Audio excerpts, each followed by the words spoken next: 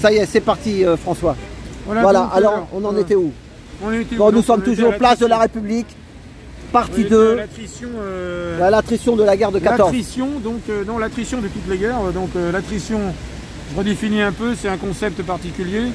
Il s'agit non pas de gagner du terrain, mais d'anéantir les armées adverses réciproquement. Donc du coup, quand les armées sont... oui, ça va? Attends, ça y est. Voilà, donc c'est des armées d'anéantissement, l'attrition, c'est l'anéantissement de l'ennemi sur le long terme, plus ou moins, et de manière à faire en sorte que l'ennemi ne puisse plus lancer d'offensive. Parce qu'il a subi des pertes énormes qui ne permettent plus de lancer de nouvelles offensives et de réorganiser les corps d'armée, en fait. C'est ça l'attrition.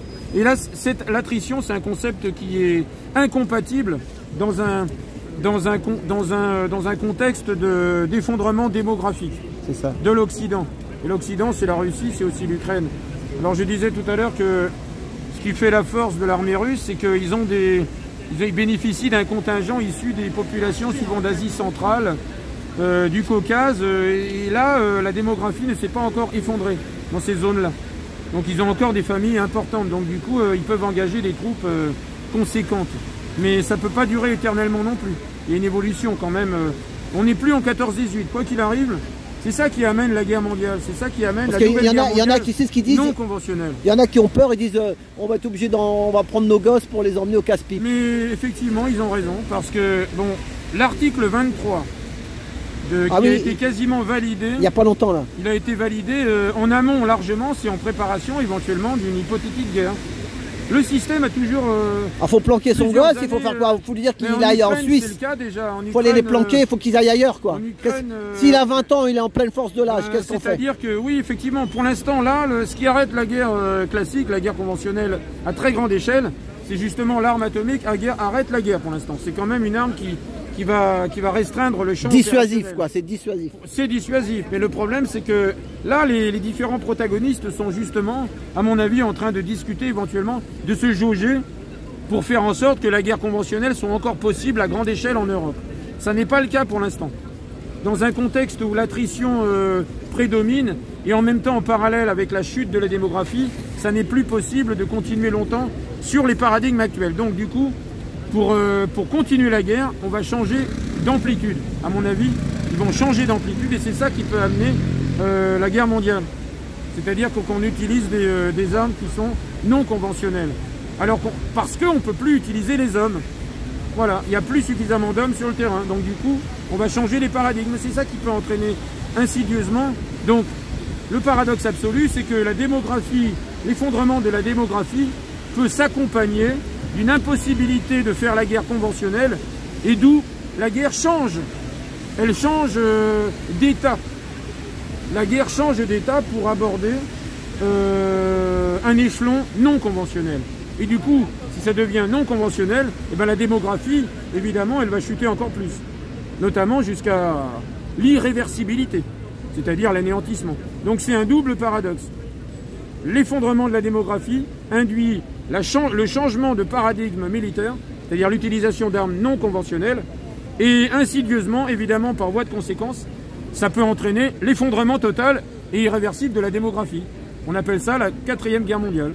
La 3e, c'était la guerre froide. Donc j'appelle ça la 4e. Donc du coup, évidemment, c'est une attrition irréversible, dans ce cas-là. Ça n'est plus de l'attrition. Mais toi, t'es pour quoi, toi, en fait? T'es comme nous, toi, t'es pour stop à la mondialisation et puis vive la France. Non, mais alors après... Toi, t'es pour quoi, toi? C'est quoi qu'il faudrait? C'est-à-dire que non, alors moi, évidemment, par exemple, l'outil numérique est un outil par essence qui contient en lui-même les germes du totalitarisme absolu. C'est ça. Peut-on interdire l'outil numérique? Peut-on revenir en arrière? Je le sens, en tout cas, moi. Peut-on désinventer des concepts? Non, ça n'est pas possible. Donc du coup, être contre le numérique, on peut être contre les déviances du numérique, mais contre le numérique en soi qui entraîne de manière irréversible, qui nous engage dans du totalitarisme, de l'hyper-contrôle, c'est du totalitarisme en devenir. Ça dépend après entre quelles mains ça va tomber. Pour l'instant, on voit que c'est dans les mains de l'ultralibéralisme. C'est vrai sous toutes les latitudes. C'est vrai en Chine, c'est vrai en Russie, c'est vrai en Allemagne, c'est vrai en France. Aux États-Unis surtout. Global, les États-Unis partout. Donc, cette espèce de surdimensionnalité de l'IA via l'hypercontrôle, on la retrouve partout. Peut-on revenir en arrière? Non, on ne désinvente pas un concept. Alors quoi faire par rapport à ça? On peut poser des questions, mais c'est tout. Comment y répondre, ça c'est autre chose. Voilà, moi je ne peux pas. Alors être contre ou pour, c'est un peu absurde quelque part, parce que c'est pas la question qu'il faut se poser quelque part. On ne désinvente pas des concepts. L'hyper et la mondialisation, on ne va pas la désinventer non plus. Ça n'est pas possible de désinventer la mondialisation. Il y a des échanges et c'est open source, c'est open bar en termes d'échanges économiques. Hein. Donc on peut éventuellement reconfigurer les échanges, c'est-à-dire qu'il y ait des rapports de proportionnalité. Mais ça fait fi de la corruption. Parce que les gens qui achètent, souvent les grands investisseurs, ils vont acheter à très bas prix. Et leur objectif, c'est de vendre à plus haut prix, à augmenter les prix. Donc du coup, évidemment, on se heurte à la nature profonde du capitalisme ultralibéral. Alors, doit-on désinventer le capitalisme ultralibéral? Doit-on l'accompagner? Le problème, c'est que ce capitalisme-là évolue sans entrave. Ouais, mais il tue les pays. Les paysans, ils sont en train de les tuer. Il y a des suicides tous les jours. C'est une guerre. Nous sommes en guerre. Mitterrand disait, les Français ne le savent pas, mais ils sont en guerre. Guerre secrète contre les peuples. Mais alors, les peuples, évidemment, mais c'est une guerre au-dessus des peuples. C'est quelque chose qui transcende les peuples. Alors, il y aurait, donc quand je parle de désinventer un concept, c'est impossible, mais en fait, le concept, il s'appuie sur des choses immatérielles. Parce qu'un concept, c'est une idée, donc c'est diffus. Peut-on désinventer une idée? C'est ça la question. Est-ce souhaitable? C'est ça la question. Comment accompagner une espèce de remise en cause? Cette remise en cause nécessaire, pourrait-on l'accompagner? Possiblement. Je pose des questions. Alors il faut essayer de bien poser les questions déjà, pour pouvoir y répondre, espérer y répondre. Parce qu'on ne va pas poser des questions tronquées si on peut y répondre, mais si à la base la question est tronquée, ça ne sert à rien d'essayer d'y répondre, on va perdre du temps. Donc moi, à mon avis, il faut déjà bien poser les bons référents et les bonnes questions, déjà dans un premier temps. Et alors c'est quoi les bonnes questions? Alors les bonnes questions, c'est quelle est la nature du système? Voilà. Alors quelle est la nature du système? C'est-à-dire donc, à mon sens, il y aurait donc des États profonds qui contrôlent les pays, alors les États-Unis, la Russie, la Chine, etc. Il y a des États profonds. Et la France aussi. La France, toute l'Europe, l'UE, c'est un État profond déjà en soi. C'est vraiment quelque chose qui n'est pas visible. Mais en plus, ceux qui supervisent les États profonds. Moi, j'aurais tendance à parler d'entité immatérielle, une espèce. Et c'est là où on parle de concept. Le concept, c'est le dépositaire de l'entité immatérielle qui supervise l'ensemble des États profonds qui sont eux-mêmes en guerre les uns contre les autres. Et possiblement en guerre totale, sans rémission. Alors la question, c'est ça. C'est une question de hiérarchie. Est-ce que cette entité suprême, quel est l'objectif? Immatériel, attention. C'est une entité conceptuelle en fait. Alors c'est indéfinissable. C'est pour ça que je ne vais pas la définir. Et j'y arriverai pas. Moi je suis dans le matériel. Donc, du coup, quand on est dans le matériel physique, peut-on définir l'indéfinissable? Je pose la question. Il y en a même qui disent qu'il y a des extraterrestres qui nous... c'est recevable. Là dans le ciel ou sinon sous terre aussi. Ils sont de chair et de sang, ces extraterrestres. Moi c'est au-dessus carrément des extraterrestres. Une entité immatérielle, c'est carrément au-dessus du champ. Les extraterrestres, ils sont de l'ordre du vivant. Même si dans leur veine ne coule pas forcément du sang, c'est autre chose, ça peut être bon. Moi j'ai travaillé 40 ans la nuit, j'ai jamais vu une soucoupe volante atterrir comme David Vincent devant ma bagnole. 40 ans de... J'en ai pas vu, mais par contre, je pense que dans l'univers, il y a plusieurs civilisations potentiellement. Hypothétiquement, c'est tout à fait recevable, même si moi j'en ai pas vu non plus. Nous ne sommes pas les seuls. Si on considère que... bon, faut se mettre en dehors du champ des platistes, hein. C'est autre chose. Chacun, voilà. Ici, chacun voit midi à sa porte. Ce qui est dit scientifiquement sur l'organisation des planètes me paraît logique. Ça me paraît logique. L'univers infini, en termes de potentialité, tout ça, ça me paraît tout à fait logique. Et nous ne sommes... Les constituants de la matière, qui sont très clairement visibles, identifiés, les premiers constituants de la matière, on appelle ça ils sont classés dans le tableau de Mendeleïev. Les constituants de la matière sont éparpillés dans l'univers, dans le cosmos, à l'infini. Donc du coup, ces constituants, ils vont se révéler au travers disons de vie, de formes de vie qui ne sont pas les mêmes que les autres, parce que les constituants sont les mêmes. Donc du coup, ils vont être amenés à rentrer dans un jeu de la vie autre que celles qui préfigurent sur la Terre. Mais si ces constituants sont ailleurs disséminés, ça va servir à quelque chose logiquement. Et ce quelque chose, c'est la vie sous d'autres formes. Puisqu'ils sont disséminés, c'est démontré, hein, que tout est disséminé dans le cosmos. Ce tableau de Mendeleïev, même s'il est imparfait, eh bien, ces constituants de la matière sont vrais ailleurs aussi. Attends, moi je vais te dire maintenant. Aux portes du cosmos. Donc logiquement, il y a d'autres civilisations. C'est pas de moi. Que la nôtre. J'ai entendu des choses. Mais... J'ai entendu des choses. Tu vas me répondre. Oui. J'ai vu ça 2 ou 3 personnes qui l'ont dit. C'est pas moi, mais moi je les suis. Qu'est-ce qu'ils ont dit? Ils ont dit que peut-être des fois on nous fait peur. C'est pour faire peur aux gens. Macron, c'est comme du théâtre un peu. Macron, il sait très bien que entre la France et la Russie. C'est le char d'assaut et la mobilette. Hein. Non, mais disons que en fait... Des fois, c'est pour nous faire peur par rapport aux banques et tout ça. C'est pour préparer les masses à accepter d'autres choses, des krachs boursiers, alors, la finance et tout ce bazar. Possiblement oui, mais le problème c'est que cette guerre possiblement planétaire et nucléaire est possible. Alors là, il ne s'agit pas de faire peur. Il s'agit de dépeindre une réalité en devenir qui peut se mettre en place très rapidement. Et je parlais d'attrition. L'attrition est impossible désormais. Face à l'effondrement économique, c'est antinomique par rapport à l'effondrement. Donc du coup, on va changer de paradigme militaire. Et quand une bombe atomique pète, explique-moi. Quand une bombe atomique pète, il faut être à combien de kilomètres pour ne pas la sentir? 15, 20, mais attends, 40, 50 non, mais ça dépend de la nature de la bombe et de la puissance. Ah, il y a plusieurs, voilà, c'est ça. Il y a des petites bombinettes, il y a la bombinette et la grosse bombe. Les bombes tactiques, ce sont des bombes du même type que celles d'Hiroshima et les bombes à neutrons. Et c'était combien de kilomètres alors? Sur l'épicentre, Hiroshima, ça doit être peut-être 10 km. Ah ouais, 10 km. Un rayon de 10 km. Moi j'habite à 15 km de Paris, alors il faut que je fasse attention à mes miches. Il y a aussi voilà. Il y a aussi la à 15 km de Paris. Oui, mais après la contamination, c'est tributaire du temps. C'est tributaire des nuages. Ah, il y a eu des vents, t'as raison. Les vents. Donc du coup, il n'y a pas que l'explosion, l'épicentre évidemment.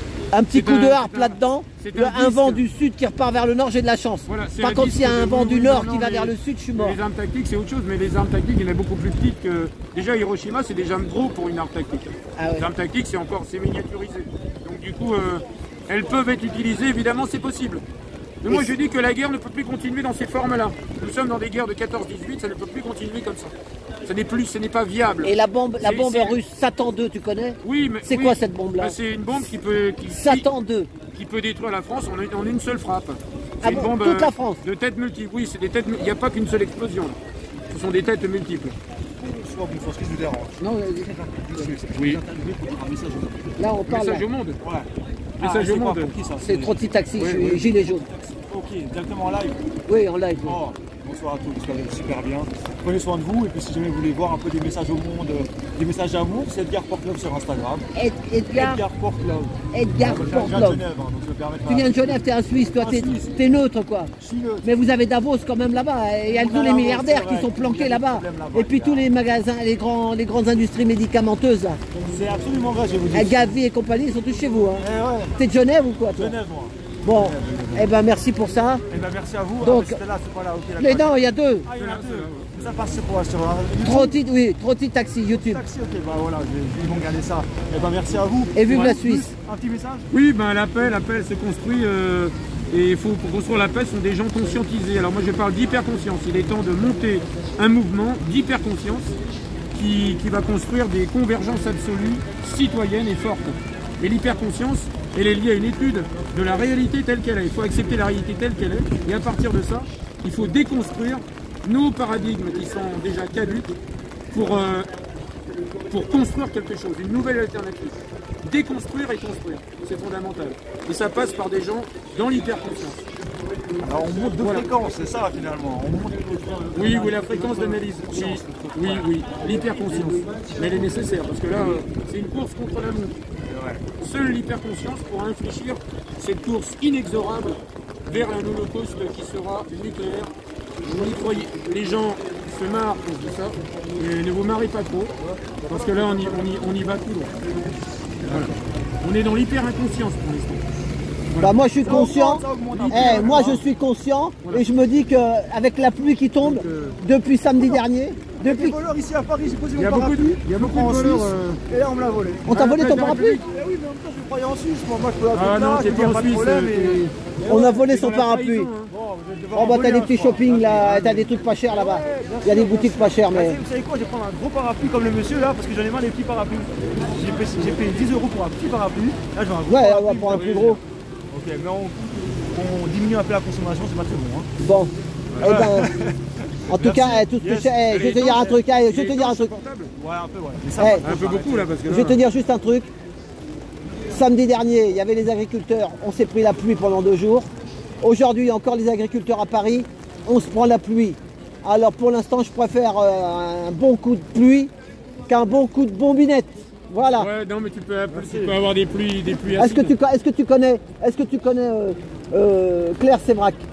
ouais, ça vient. Voilà, guerre secrète contre les peuples. Allez-y, lisez ce livre. D'accord. Guerre secrète contre les peuples dans n'importe quelle bonne librairie, vous pouvez le commander. Guerre secrète contre les peuples. Et surtout toi qui es jeune, Eh ben, parce que moi je suis vieux, j'ai 64 piges. ouais. Dans 2 jours c'est mon anniv. Mais les gars, c'est des gars comme c'est toi qui vas prendre ma place.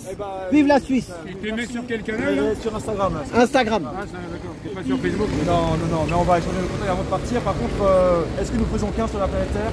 Est-ce que nous sommes tous la même âme finalement? Voilà, c'est ça. En 1000 morceaux, oui. Ouais, divisé en 1000 morceaux, oui, c'est milliards une de âme. morceaux, Bah, c'est-à-dire qu'on est dans la mondialisation, donc cette âme, elle va passer par l'IA. Et l'IA, attention, l'IA, c'est donc une nouvelle technologie qui va permettre soit l'hyper-totalitarisme, soit l'hyper insoumission des peuples. Ça, c'est un outil, et attention, pour l'instant, il est entre les mains du totalitarisme, cet outil-là. Il va falloir retourner tous les invariants de cet hyper-totalitarisme pour l'instant, qui, le problème c'est que sur fond d'inconscience collective, évidemment, l'IA est en train de devenir totalitaire, hyper-totalitaire, parce que les gens ne l'utilisent pas comme ils devraient être utilisés. Voilà. Ça devrait être utilisé d'une autre manière. Ça dépend des gens. Le côté sain, le côté positif. Oui. Comme dans toute chose, c'est vrai. Inch'Allah, j'espère. Donc, comment on dit merci en... Dankezer. Ouais. Dankezer. Inch'Allah en français, comme on dit. Merci beaucoup. Ouais, mais c'est... Ainsi Ainsi soit-il. Ainsi soit-il, On va dire. Alors, amen et vive la vie, vive l'amour. La peur, l'opposé à l'amour. Et puis, bah, merci. Merci. Salut, Salut, rentre bien. Salut, vive la Suisse. Salut. J'ai mis mon compte Instagram. Et puis du coup, après ça, vous êtes sur Instagram vous? Non, moi je suis pas sur. Mais lui. Non, moi je suis pas. Non, moi je suis pas sur Instagram. Non. Moi non plus, je suis à l'ancienne. Et lui, il fait l'ancienne. YouTube du coup. Lui, il est sur. Trotti Taxi, TRO de TI. Trotti Taxi, de TA. TRO de TI. Des informations.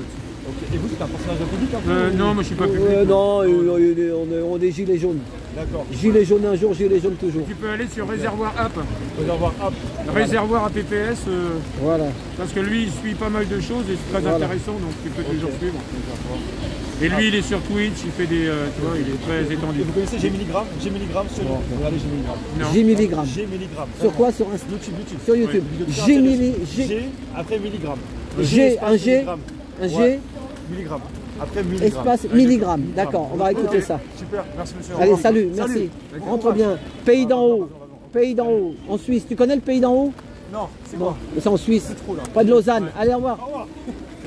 Ça y est, il parle jeune. Bon, eh ben, combien de temps qu'on est là? Voilà, donc oui. Allez, là, ça fait 18 minutes. Bon, on va bientôt arrêter, hein, parce que là... Voilà, donc conclusion. Ouais, la On conclusion. parlait d'hyperconscience, d'hyperinconscience, deux concepts antinomiques mais qui existent sur la même planète. Hein. Donc du coup, il y a le libre arbitre, donc qui ne dit rien consent, qui ne dit rien donne son consentement. Et si on pourrait redéfinir cette notion de guerre, en la redéfinissant sur par le prisme de la sacrificialité, quelque part. Alors là, ça change de nature. Voilà. Qui dit sacrificialité dit transfert d'énergie pure, l'énergie des innocents, quelque part. Parce que l'innocent, c'est celui qui va sur un front en ne connaissant pas tous les paramètres du jeu et toutes les manipulations qui sont ça. en amont. En Palestine, il y a des bien, médecins, oui. des médecins qui ont dit ça. Ils ont dit la même chose que tu dis. que bah, des fois les pauvres, les enfants, les femmes. Mais oui, non, mais alors, non, alors l'enfant et la femme ne donnent pas son consentement. Moi, je parle du soldat. Le soldat, il donne son libre consentement. Et les innocents, ce sont des civils souvent, quelle que soit la configuration et le contexte. Mais le sang des innocents, c'est un sang qui est un vecteur d'énergie pure, et on peut parler de sacrificialité de l'énergie qui vise à transmettre, à transmettre de l'énergie d'un état à un autre, de l'énergie, voilà, donc tout n'est qu'énergie en ce monde. Hein. Voilà. Donc c'est là où je pourrais dire que oui, voilà. Donc on va pas trop aller loin sur ce concept-là. Voilà. Parce que ça bon, bah, ça commence à cailler là, on est sinon, trempé voilà. comme des soupières. Bon allez, bah, François, merci, bonne semaine à toi et peut-être à samedi ou à dans 15 jours. Oui, on va voir ça. Hein. Voilà. Peut-être qu'il fera meilleur sur... puisqu'il n'y aura plus de salon d'agriculture. Espérons qu'il y aura un temps plus clément, comme dirait l'autre. Oui, non, voilà. C'est bien déjà, ils sont... Que les dieux soient avec nous, pour une fois. Oui, oui. Là pour l'instant, c'est El Diablo qui est avec nous. Voilà. Bah, c'est un élément de la création. Satan 1, Satan 2. Voilà. Oui, non, mais... Il a trouvé le mot là. Voilà, donc oui, effectivement. Oui. Voilà. Non, c'est pas du tactique. Eh, t'as vu, il y a Boucha là-bas, hein, tu vas aller le voir. Ah, oui, il y a Boucha, il est avec Boucha Francis. est avec la configuration. Voilà. Allez, on va couper. Allez, bonne semaine à tous. Merci François. Et à la prochaine, à la revoyure. Ouais. Voilà, portez-vous bien. Et on lâche rien. Je vais couper.